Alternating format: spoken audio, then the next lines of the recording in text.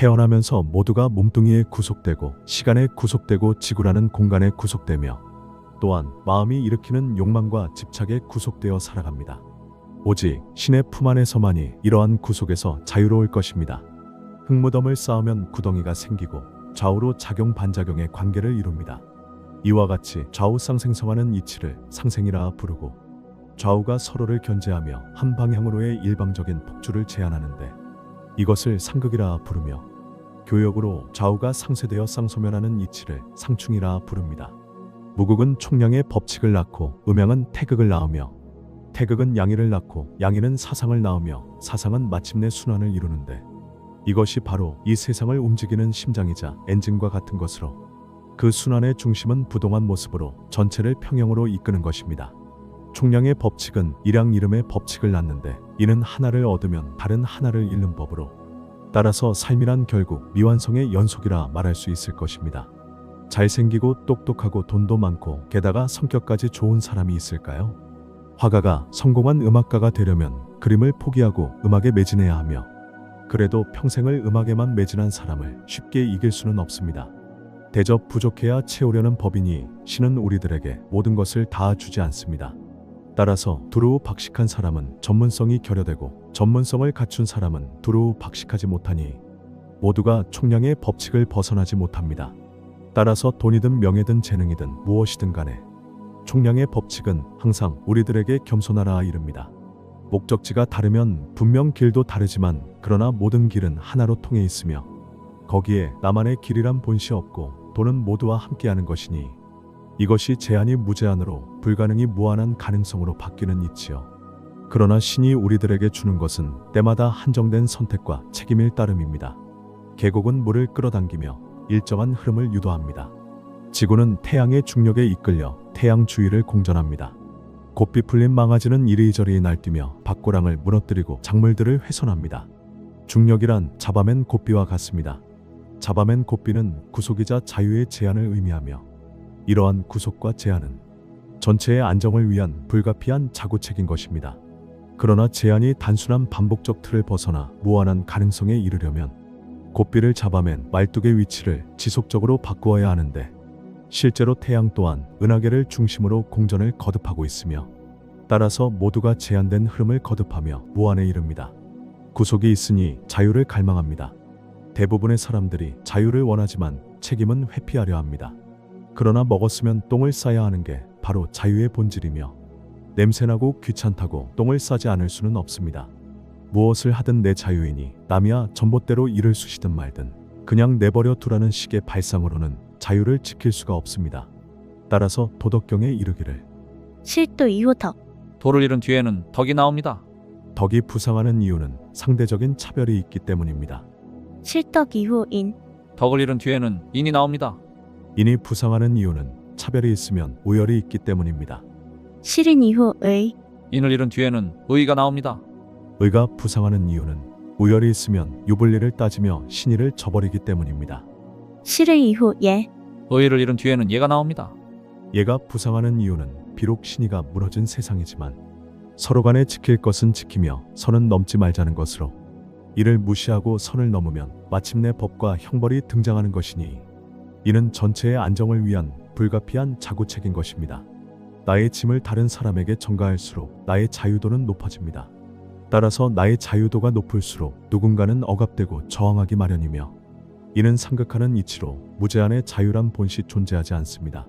자유를 외치지만 실은 노예를 자청하는 꼴이니 이것이 오늘날 사회의 현실입니다. 돈에서 자유로우려 집착할수록 오히려 돈의 노예가 됩니다. 돈 많다고 하루 5끼 먹으면 비만과 당뇨병으로 건강을 해치게 되고 돈 많다고 온몸에 명품을 휘감으면 정신이 피폐해져 헛소리만 해댑니다. 집착이 강할수록 스트레스가 쌓이고 건강을 해치며 목적을 달성해도 그보다 더 큰 것을 잃어버리는 경우가 많습니다. 부의 축적도 일정 규모 이상이 되면 반드시 사회로 환원해야 합니다. 잠자는 자본이 사회적 기회와 발전을 저해하기 때문입니다. 농부가 왜 밭에 힘들여 거름을 주겠습니까? 그 승수 효과는 결국 자신에게로 되돌아오는 것입니다. 같은 돈을 쥐어줘도 누구는 사과나무를 심고 도로를 건설하지만 누구는 온갖 유흥과 노름과 부정부패로 다 날립니다.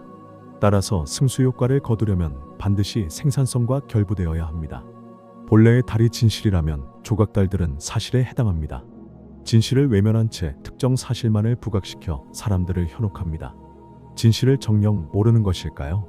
아니면 외면하고 싶은 것일까요?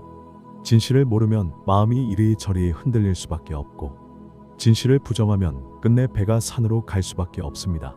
자유를 위해 사람들을 기만하고 자유를 위해 도덕을 외면합니다. 자유를 위해 법치를 농단하고 자유를 위해 전쟁도 불사합니다. 모두가 자유라는 미명하에 자유를 농단합니다. 세상은 혼란하기 그지없고 모두를 화합으로 이끄는 유일한 구심점이 없습니다. 종교는 신을 잃고 정치와 결부되어 연일 분열만을 조장합니다.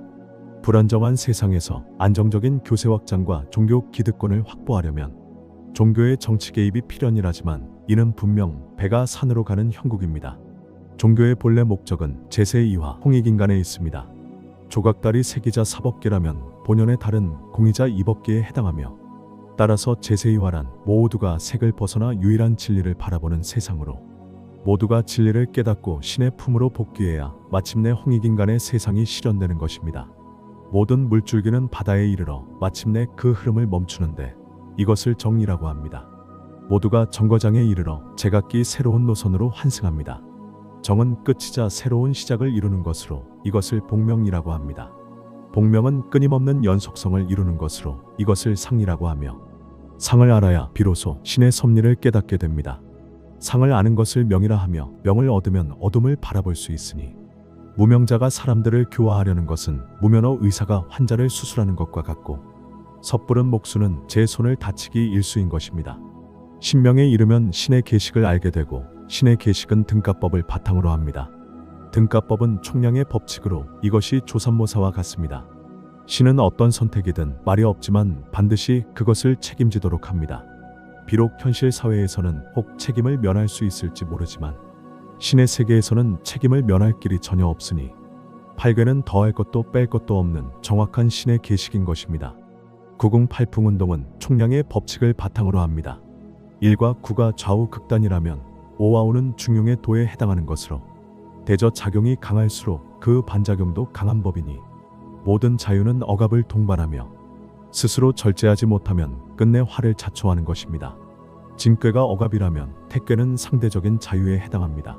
둘 다 짐을 졌지만 짐의 무게가 다르며, 짐이 무거울수록 억압이 되고 무게를 낮출수록 억압에서 해방됩니다.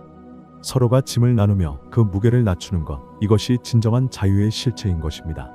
따라서 도덕경에 이르기를 성인 호기심 이신선, 성인은 자신을 나중에 두는 것으로 백성들로부터 우선시되고, 외기신 이신존, 자신을 밖에 두는 것으로 백성들에게 꼭 필요한 존재가 됩니다.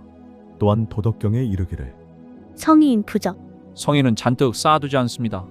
기위인 기요요, 평소 사람들을 위하는 것으로 자신이 필요한 존재임을 기쁘게 여기고, 기여인 기요다, 평소 사람들에게 베푸는 것으로 자신이 소중함을 기쁘게 여깁니다. 또한 도덕경에 이르기를 성인 처상이 민부중, 성인은 위에 있어도 백성들에게 짐이 되지 않습니다. 자유를 외치는 권력자는 자신의 짐을 전가하며 백성들 위에 군림하려는 자이고, 국민의 짐을 떠안는 권력자야말로 진정 국민을 위하는 권력자인 것입니다.